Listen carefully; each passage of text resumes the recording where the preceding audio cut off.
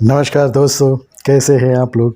मेरी चैनल में आप सभी का स्वागत है। मेरी चैनल रंगीन राह है। ये रोड टू सक्सेस है, रोड टू स्टार्टअप। ये तो पहला वर्ड मेरा यही रहता है। दोस्तों, आप लोगों का बहुत प्यार मिल रहा है, ऐसे ही प्यार बरसाते रहिए। आज का वीडियो में आपको बहुत ही प्यारी सी बात कहूँगा कि ये कब की बात है ये मैं बताता हूँ आपको।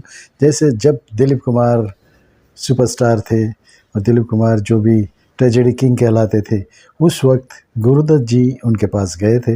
उन्होंने सोचा था कि प्यासा फ़िल्म जो बना रहा हूँ, उस फ़िल्म में दिलीप कुमार साहब को लिया जाए। और दिलीप कुमार साहब की छवि भी ऐसी थी कि उन्हीं के लायक शायद समझो कि ये रोल था।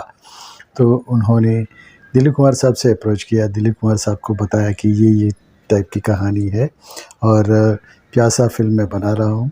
उसमें वहीदा जी है और भी कलाकार हैं। तो ये तो बात हो गई तय। दिलीप साहब ने कहा कि ठीक है, आइए मेरे घर पे आइए, मुझे कहानी बताइए। तो गुरुदत्त जी जब उनके घर पे गए तो उन्होंने कहानी बताई, उनको भी अच्छी लगी, बहुत अच्छी लगी। और ट्रेजेडी तो करते ही थे दिलीप कुमार साहब, तो ट्रेजेडी में तो एकदम माहिर थे। तो उस वक्त सिर्फ दिलीप कुमार 3 जनों की टिकड़ी चलती थी। 3 जनों की टिकड़ी देवानंद, राज कपूर साहब और दिलीप कुमार साहब। तो राज कपूर साहब तो एकदम इमोशनली छोटे मतलब भोले से उस टाइप के कैरेक्टर उनके चलते थे और बहुत से चलते थे और बहुत सी फिल्में उनकी सुपरहिट थी। देवानंद साहब एकदम रोमांटिक, यंग और एनर्जेटिक, तो पब्लिक के बनी थी हुई थी छवि। और दिलीप कुमार साहब एकदम ट्रेजेडी किंग, बहुत कुछ मायूस, या तो प्रेम में जो घायल हुआ हो या तो जिसे हार मिली हो प्रेम में, उस टाइप के कैरेक्टर करते थे और बहुत ही चलता था। और दोस्तों, तो इसलिए इन्होंने सोचा गुरुदत्त जी ने कि मैं दिलीप कुमार साहब से ले लूँ। तो दिलीप कुमार साहब के वहाँ गए और उन्होंने कहानी भी नहीं सुनाई। कहानी सुनी, दिलीप साहब को बहुत अच्छी लगी। उन्होंने कहा कि ये स्क्रिप्ट मेरे पास रहने दीजिए, मैं पढ़ के फिर जवाब देता हूँ। जवाब तो दे दिया हूँ, लेकिन मैं कहूँगा आपको। तो ठीक है, ये बात हो गई नक्की। तो गुरुदत्त जी डायरेक्शन में ही ट्राई करते थे, एक्टिंग तो कुछ ज़्यादा की नहीं थी उन्होंने, ज़्यादा फिल्में भी कुछ की नहीं थी। लेकिन उन्हें ये जो कहानी उनकी खुद की लिखी हुई थी, प्यासा कहानी जो थी, प्यासा जो कहानी थी, वो समझ लीजिए कि उनकी जीवन की कहानी थी, क्योंकि वो वहीदा जी को बहुत चाहते थे, मन ही मन है चाहते थे, क्योंकि वो भी शादीशुदा थे और वहीदा जी उनको इतनी खूबसूरत, मतलब ये होता है ना, ये तो कलाकार का जीव होता है, कैसे भी करके किसी पे भी आ जाता है। और एक कोमल दिल के होते, उनके एकदम निस्वार्थ प्रेम था उनको। तो वो चाहते थे कि वहीदा जी मेरे साथ, मतलब मेरे साथ मेरी फ़िल्मों में काम करे। और दिलीप कुमार के साथ तो उन्होंने काम किया ही था, बहुत सी फ़िल्मों में किया था, राम श्याम और वो सब जो भी फ़िल्में थी। दिलीप कुमार साहब की बहुत सी फ़िल्मों में वहीदा जी रहती थी, क्योंकि उस वक्त तो वही चलते थे, दिलीप कुमार साहब, वहीदा जी, मुमताज़ जी, वही चलते थे।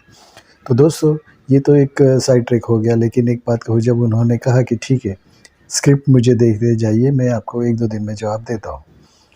2 दिन हो गए, गुरुदत्त जी ने सोचा कि चलो फिर से दिलीप साहब को मिल के आता हूँ और जानता हूँ, क्योंकि सब कुछ रेडी था, सब कुछ तैयार था, स्क्रीन प्ले, सब कुछ, राइटिंग सब कुछ तैयार था और स्टूडियो भी बुक हो चुका था। तो दिलीप कुमार साहब के घर पे उन्होंने अपने सेक्रेटरी को भेजा और कहा कि दिलीप कुमार साहब से बात कराइए, या तो जो भी हो उन्हें यहाँ बुलाइए, तो उनकी एक मीटिंग मेरी हो जाएगी।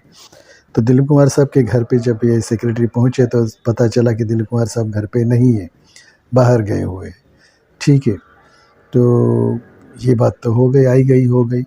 उसके दूसरे दिन बाद दिलीप कुमार साहब के पास वापस वो लड़का गया, तो पता चला कि दिलीप कुमार साहब तो बी आर चोपड़ा साहब के साथ कुछ मीटिंग में है।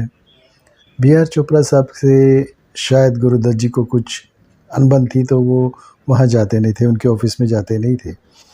तो वो गुरुदत्त जी थे, ठीक है, बोले कि चलो और एक राह देख लेते। फिर दिलीप कुमार साहब को उन्होंने फ़ोन किया, तो दिलीप साहब ने कह दिया कि ठीक है, मैं कल स्टूडियो पे आ जाऊँगा और शूट अपनी शुरू हो जाएगी। तो सब कुछ तैयार हो गया, वहीदा जी भी आ गई, सब कुछ आ गए, लाइट्स हो गई, जो 9 बजे की शिफ्ट थी वो भी शुरू, मतलब हो गई चालू। लेकिन दिलीप साहब नहीं आए।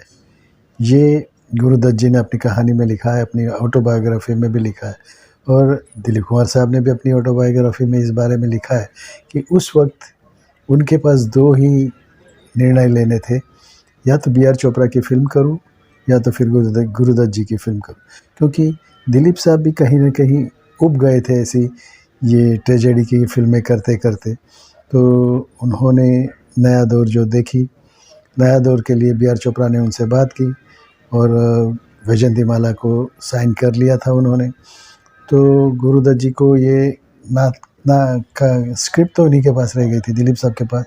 तो गुरुदत्त जी जब गए तो स्क्रिप्ट दे दी, और नया दौर के लिए वो बी आर चोपड़ा की ऑफिस में बैठे हुए थे। तो गुरुदत्त जी तो वहाँ जाते नहीं थे।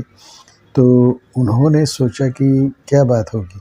जब उन्हें पता चला कि नया दौर के लिए गुरुदत्त जी दिलीप साहब वहाँ पे गए हुए बी आर चोपड़ा जी के पास, और कहानी वो सब फाइनल हो चुका है, और दिलीप कुमार भी साहब उस वक्त चाहते थे कि कुछ हल्की फुल्की फ़िल्में करें। नया दौर जो फ़िल्म थी वो भी नए ज़माने की फ़िल्म थी, तो वो कुछ करना चाहते थे, क्योंकि उन्हें ट्रेजेडी से थोड़ा अलगाव भी हो गया था कि बहुत कर लिया, अब तो कुछ अलग करते हैं।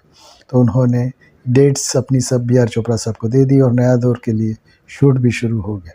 यहाँ पर गुरुदत्त जी स्टूडियो में बैठे, आए नहीं, दिलीप कुमार साहब आए नहीं। तो गुरुदत्त जी मन ही मन बौखला तो गए थे। फिर ठीक है, चलो दिलीप कुमार साहब है, उनका बिज़ी होंगे, तो उन्होंने सोचा चलो मैं ही कर लेता हूँ ये कैरेक्टर प्यासा का। पहले ये फ़िल्म का नाम था प्यास, और अपनी खुद की कहानी थी, अपने खुद की जीवन की कहानी थी, और वहीदा जी थी साथ में। तो उन्होंने सोचा कि चलो मैं ही कर लेता हूँ, और उन्होंने किया, बहुत अच्छा किया। तो दिलीप कुमार, कभी कभी ऐसे हो जाता है कि किसी ने ना कहने से कोई अच्छा सा कैरेक्टर बन जाता है, या तो अच्छा सा कलाकार हमें मिल जाता है।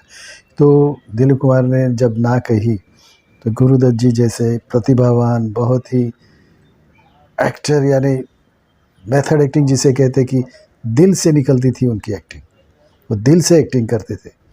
तो वो जो उन्होंने फ़िल्म की, फ़िल्म सुपरहिट रही, बहुत ही अच्छी चली, और एक बहुत अच्छे कलाकार का जन्म हुआ। बहुत अच्छे कलाकार हमें मिले, फ़िल्म इंडस्ट्री को मिले। तो ये कुछ अनजाने में भी दिलीप कुमार की ही देन है, गुरुदत्त जी। वैसे मैं कहता हूँ, लोगों का तो कुछ बहुत सी बातें होती है, क्योंकि जैसे बड़े कलाकार हो तो वो जितने मुँह उतनी बात होती है, कि दिलीप कुमार ने जानबूझ के ये फ़िल्म नहीं की थी, या तो फिर ट्रेजेडी करके करके थक चुके थे। तो दोस्तों, ये तो हुई कुछ दिलीप कुमार और गुरुदत्त जी के बारे में। ऐसी ही कहानी मैं लेके आऊँगा बहुत जल्दी। और दोस्तों, आपको क्या चाहिए वो मुझे लिखिएगा, उसके वो विषय पे मैं बनाऊँगा। दोस्तों, आज के लिए इतना ही, मिलते हैं अगले वीडियो में। भारत माता की जय, वंदे मातरम। I love you new friends. अगर आप नए हो तो मेरे चैनल को सब्सक्राइब कीजिए और बाजू का लाल बटन दबा दीजिए। उससे क्या होगा कि आपको मेरी हर वीडियो की इंटीमेशन मिलती रहेगी। Thank you very much.